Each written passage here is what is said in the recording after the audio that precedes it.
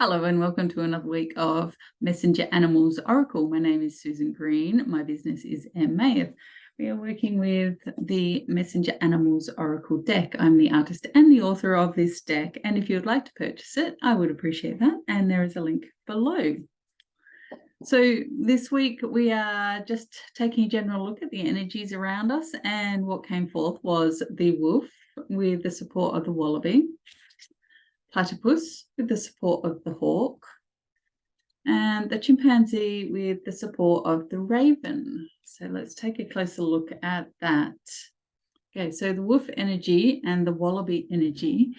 This is very much, it feels very much associated with trying to unprogram the belief structures that have been there and holding you back from truly stepping into your own power, to that intuitive, and like what are you working against your own self almost, and or what else is working against you, like if you are considering life and the situations of life and how everything comes together. So what is it that is creating this disempowerment and detachment from who you are, and what keeps giving you the wrong message? Okay, so when you can work out where those wrong messages are, and you can unprogram out of the belief structures and the energy that has prevented you from truly believing in you, from believing that you can do it, that you can be anything, that limitless is an actual reality that is achievable when you've got the right tools, when you've got the right people, when you've got the right situations happening around you. And this is what these cards are showing you, that, you know, this healing out of, as you pull everything apart and you unprogram everything you've always been, to put it back together, to find that sense of passion and purpose. Fire is also a great purification. So it's a purification of the mind, body, and soul that brings back that awareness. And you can see here the wallaby is also healing and purpose, but in a different way. So as you start to unprogram out of these belief structures, you're going to be, it's almost like a sense of finding your feet, running free, just crying, you know, like calling out and finding the soul tribe, finding the right people and the right situations and the right energy that allows you to then intuitively move with the flow, to, you know, shift in and out of your days a lot more fluently. So you're not constantly just like feeling like you're walking through sludge, but you're actually in flow and you're working intuitively with all that is meant to be aligning, rather than constantly feeling like you try and you're not actually getting anywhere. So this is a call out to go back to basics. What do you need to let go of? What do you need to reassess to allow a new form of, I guess, daily routines, belief structures, and who you think you are and what you think you need, to just be assessed, to just take time to reflect and better understand what's working and what's not, so you can fully be empowered into, you know, that flow where you're living a, you know, your best life, where you're living limitless and you can see and believe in you more fully. Okay, so the platypus and the hawk. So this is, it feels very much associated with the self, okay? First person, body wellness, okay? I'm getting this energy, this information of, you know, your body is giving you clues.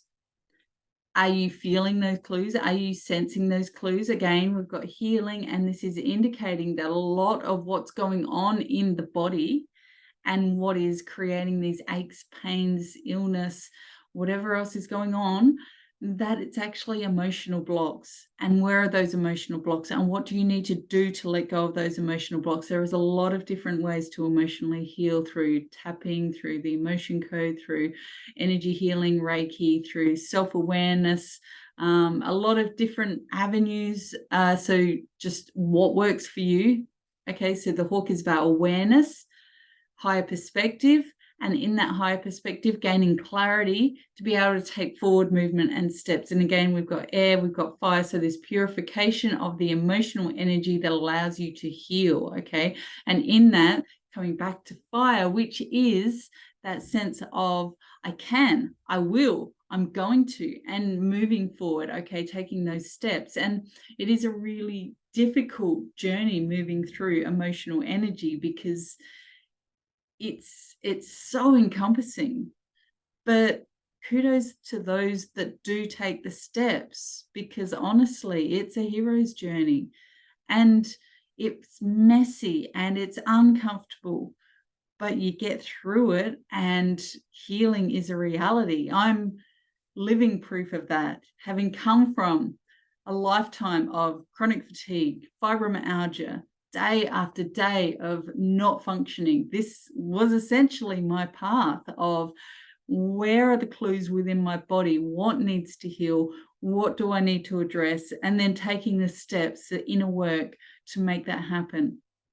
And now there are no symptoms of fibro, no symptoms of chronic fatigue, and I live a good life, an active life. And that can be anyone's reality. If I can come from all those years, literally 40 odd years leading up to this journey where I stepped onto Reiki, then I believe anyone can. You know, it's just, you've got to believe. Okay. So again, unprogramming those thoughts to be able to believe in you, to hear and see and read the clues that your body is giving you to take those steps forward. Okay. Higher perspective, gain the clarity, and then make the changes. And the chimpanzee. Okay, so I feel like the chimp, I think the chimp came up not so long ago in a card reading. I can't remember exactly where, but it's being progressive. The chimp is being progressive. The chimp is about learning the skills needed to be progressive. And here it's teamed with the raven, and the raven is a channel that channels your ancestors, your teams in spirit, the light, the love.